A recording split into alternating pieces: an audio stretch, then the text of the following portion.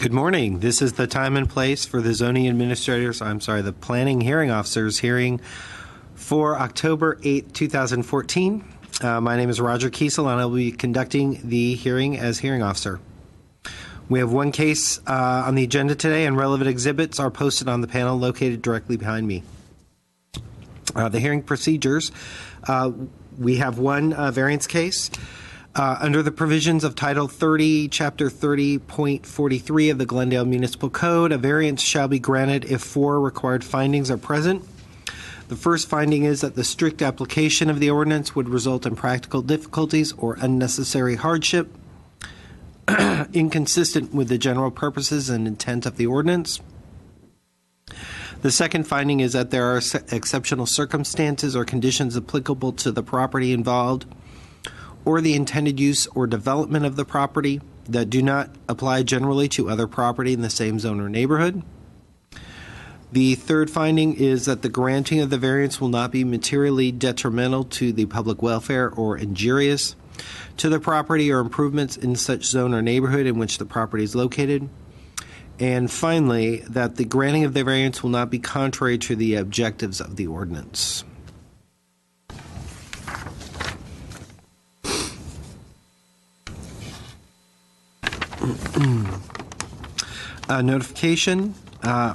Findings. If the evidence presented in the application and the hearing meets the criteria just described, then the planning hearing officer can either approve or impose conditions for approval on the case in question. If the findings of fact are not evident, then the request will be denied. Public notice. Notification of this hearing was accomplished by the use of public notices, which were mailed to property owners and occupants located within 500 feet of the subject property, physically posted on the site in question and placed in the local newspaper. The hearing will proceed as follows. I'll read a description of the application. I'll read the reports received from other city departments and other letters or communications from interested property owners. The case planner will make a brief overview of the case, give analysis, and make a recommendation. The applicant will then come forward stating both their name and address and will be asked to present the case within a 15-minute time period. Others in support of or in opposition to the application and other interested parties will be asked to come forward to speak. Again, clearly stating their name and address within a 3-minute time limit. Lastly, the applicant will be given the opportunity to make closing comments if desired in response to testimony given by preceding speakers within a 5-minute time limit. The hearing will then be closed and the case taken under submission. Decision. After the hearing, the decision will be prepared in writing and will be in the form of a letter sent to the applicant and to all persons who responded to the public notice, either in writing or by coming to the meeting. The date of the decision will be the date appearing on the letter. Appeals. Under the appeal provisions of Title 30, Chapter 30.62 of the Glendale Municipal Code, the decision may be appealed to the Planning Commission within 15 days of the date of the decision. Anyone wishing to appeal may obtain forms and brochures on the procedures from the Building Safety Section Permit Services Center located on the same floor of the building. If you wish to speak, please write your name and address on one of the speaker's cards, which have been provided by the front door, and submit it to one of us. I would like to inform you that the official proceedings of the planning hearing officer hearing are recorded on tape as part of the public record. Okay, again, as I mentioned earlier, we have one case on the agenda that is located at 1120 Princeton Drive. It's a variance case number PVR 1418921. I'm going to quickly go through the comments from other agencies, other city agencies.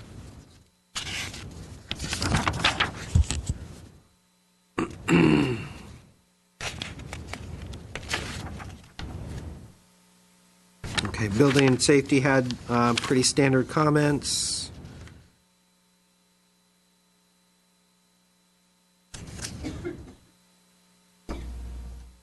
Glendale Water and Power, standard comments.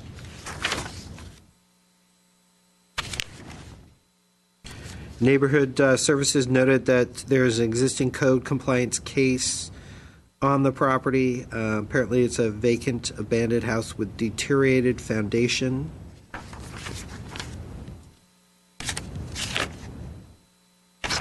No comments from fire.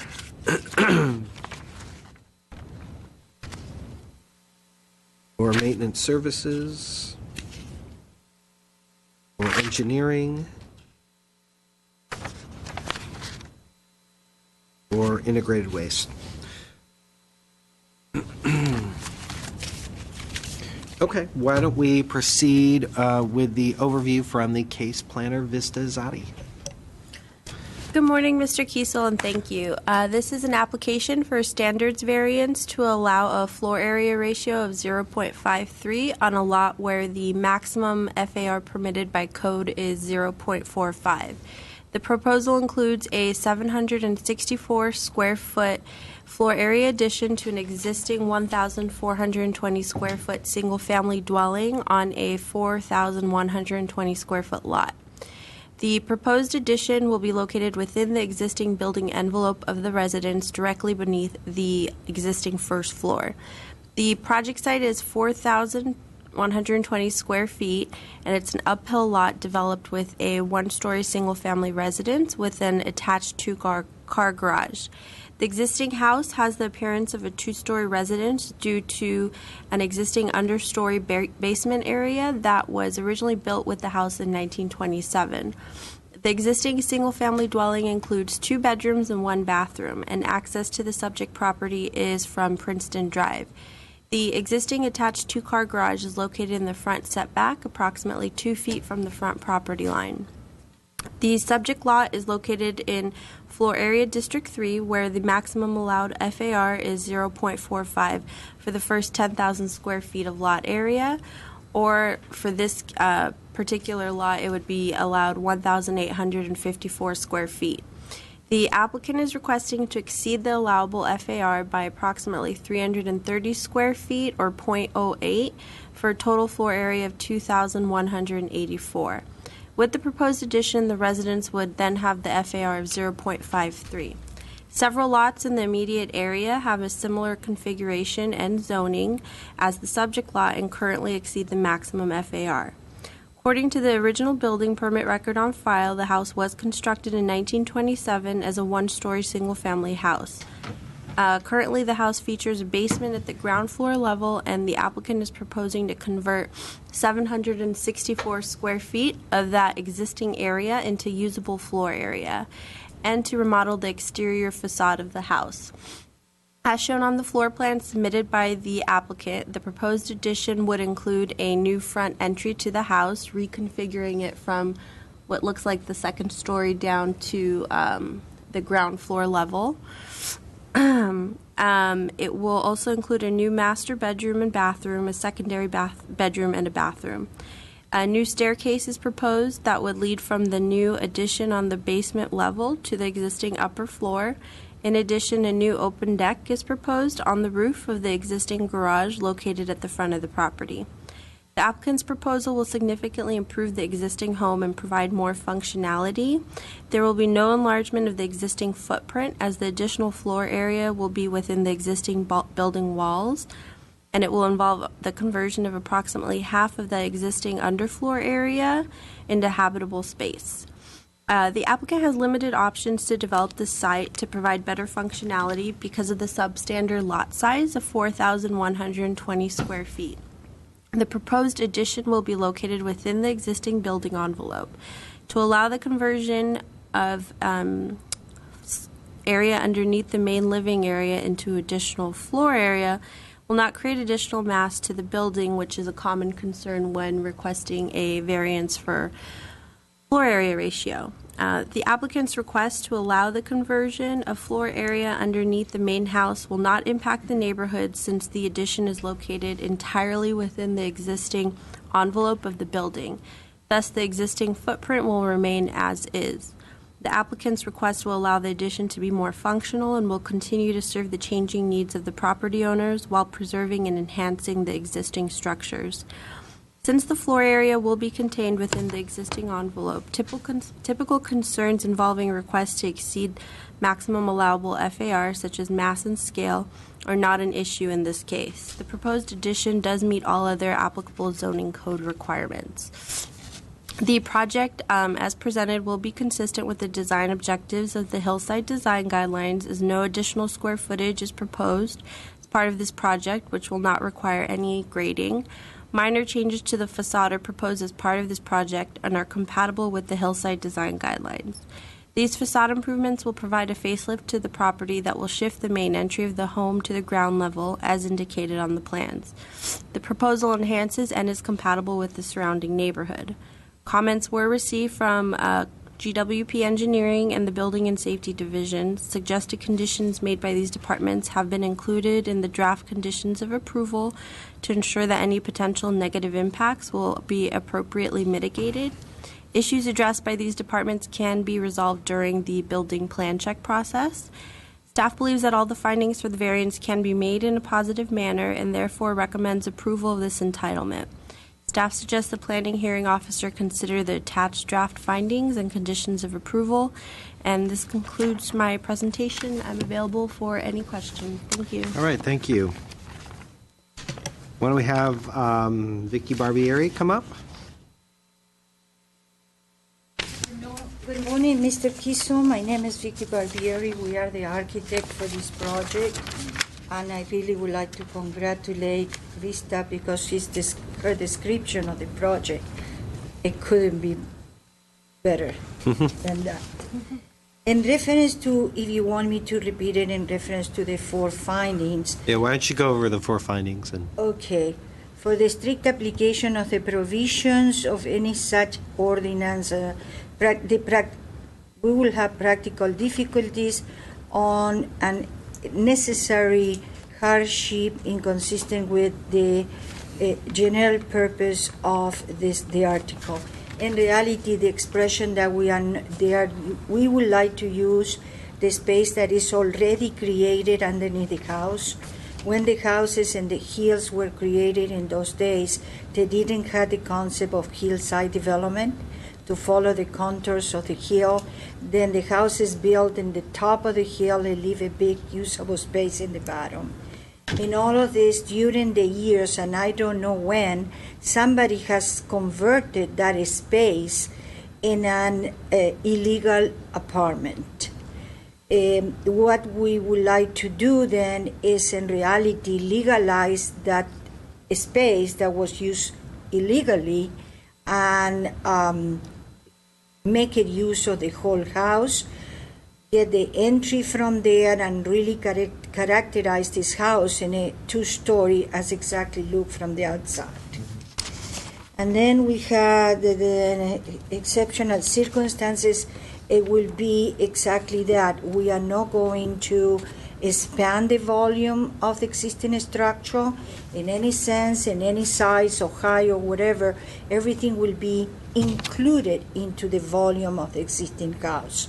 On top of that, we are removing the existing access because due to movement in the grounds through the years, the existing access is a very dangerous piece of structure that we are proposing to remove and clear the entry from the bottom. That the granting of the variance can affect the people and the neighborhood. In reality, what we are doing is we are keeping the same area of landscaping, but we are going to re-landscape and irrigate all the surroundings of the house. And with the professional landscaping and irrigation plans, we are changing and upgrade the look of the house and keeping the style but making it look like in a two-story and a real style, changing for wood windows. I mean, everything that the codes and the intention of the codes require in reference to renovations or remodelings of a structure. This house built so long ago, it really suffered of a lot of problems outside and inside, and my client is willing to do all these repairs and transform this in a beautiful house that Adams Hills deserved. I don't have no more. Okay. If you There weren't landscape plans included, were there? were there. I don't. I believe in the file there is something that references Oh, it, but Okay. it's not really part of this application, but Right. the design review. Yeah, I have plans done by Mr. Dyson in reference to planting and irrigation and Okay. take care all the surrounds of the property. All right. Have you read the conditions? Yes. You fine with all of them? Yes, I am. Okay. All right, great, thank you. Thank you. We have one more speaker, Mr. Ron Leith. Correct pronunciation. All right. How are you? Hi, my name is Ron Leith, and I live at 1128. I'm here because I... So are you directly next to? No, I live 2 houses down. Oh, okay. On the same side of the street. Okay. And I really wanted to find out exactly what was going to happen with this house because I knew the woman who lived there I've lived in the area I've lived there since 1985. Uh-huh. The house was previously used as a duplex. She always had a tenant, and I had thought that it was probably grandfathered in, that it was a duplex because it looked like a duplex, or at the bottom of the door up the stairs. She got Alzheimer's, and her family friend took over, and whatever. And since the house never was visibly up for sale, meaning sale sign, whatever, we only found out that it was sold by looking at Zillow.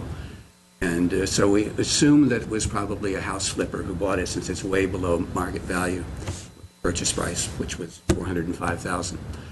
Houses are selling for between $5,000, $6,000, $7,000 a year. In any case, we wanted to make sure it wasn't being turned into a triplex, since they want to add more square footage. And certainly, we have no objection to people making money, but this is not a long-time tenant, no long-time homeowner who is saying, I need more space because my family has grown. This is someone who just bought the house, whatever. So, I don't object to improving the house or improving. I wanted to come and find out exactly what was being proposed. Okay. Basically. Yeah, Vista, this is an R1R zone, correct? Yeah. Correct, yes. Okay, Supposedly it was a single-family house according to the sale, bill and whatever. right. But it was, for 24 years, it was used as a duplex with a Ye- tenant. Yeah, I mean, if it was legally used as a duplex I don't know. years ago, it could maintain that, but it sounds to me like it was illegally converted. Probably wasn't legal. So- There are others in the neighborhood, but I won't. Right. So at this point, since it was illegally converted, the R1R zone doesn't allow multiple family units? Prefer that it is a one-story, one family. One family? House, Yeah. because parking on Adams Hill is difficult. Some Right. residents are very, do the proper thing and park off the street if they can. There are others who use the. Sure. Yeah. But also, the one point, I wasn't aware that the garage was attached, because when I had the garage, I had to get a variance for the height of the house, because I had to get a two-car garage, and measuring from the street level made my house It's out it's of it's code. not attached in the sense that the walls are attached, but it doesn't It's Close. it's too it doesn't meet the 5-foot distance from the eave to eave. It's just a little bit shy of that. I don't remember the exact number. However, because they're not actually adding square footage, they're not going to need to modify that for the garage, because they're not adding to the actual outside of the structure. It's all being contained within, and they still meet the 2-car garage minimum. Yeah. We call things an attached garage if they're 5 feet Okay. or less eave to eave from the house. So it may not be physically attached, Physically attached, but my but point, because it's closer than 5 feet, we look at it as being an attached house My point was or that attached garage. I had a detached garage. Mm-hmm. When we added a two-car garage house, we had to get a variance for the height of the house because now Okay. they were measuring it from the street. Right. And even though the house didn't grow. Right. It was no taller Right. than before. So if you call this an attached garage and measure it from where the street, the house would be over the height limit. Right. It's kind of odd that you call it an attached garage, but you don't. Right. Obviously, you aren't measuring the height of the house from the street level. Well, this house isn't getting any higher, I understand taller that. either. Anyway, so It's also I'm not sure- getting I'm sure they're aware bigger, that really. on the hill, there's always a problem with water under the house, which I've dealt with my house. So with making the space usable under the house, I'm sure they're taking that into consideration. Right, and those were addressed in the Yeah. comments from other departments, as well as it will be addressed during building plan check. They'd have to comply with those codes in Yeah, order I mean, to you've gotta get accommodate new that. French drains or something otherwise, because the water goes where it wants to go. yep. That's all. Okay, I just thank want- you. I just wanted to find out what was going on. All right. The applicant has 5 minutes to. Do you have anything you want to respond to? Just to confirm to the gentleman, thank you for being protective of the area. I just live around the block Yeah. in Berkeley Avenue, just around Princeton. very familiar. And we are very preoccupied, all of us, to conserve Adams Hill like a single-family dwelling, even if some people, as the gentleman said, do a little bit of different things. Yeah. Then I want to assure you the intention is, I don't know if the intention of the owner is to stay there. They said to us, I would like to live there. If later they sell, it will always be for a family. It will always be a single-family dwelling. Yeah, well, that's primarily what we're concerned. Okay. It's going to be turned into something larger and be marketed as a truck. Yeah. Okay. That's it. Okay. Thank you so much. Very good. Thank you. I don't have any other questions. I'll close the public hearing. I'll take this case under submission, and then you both will receive a letter shortly with the decision. So, all right. Thank you. And this concludes the planning hearing officer hearing for October 8th. Thank you.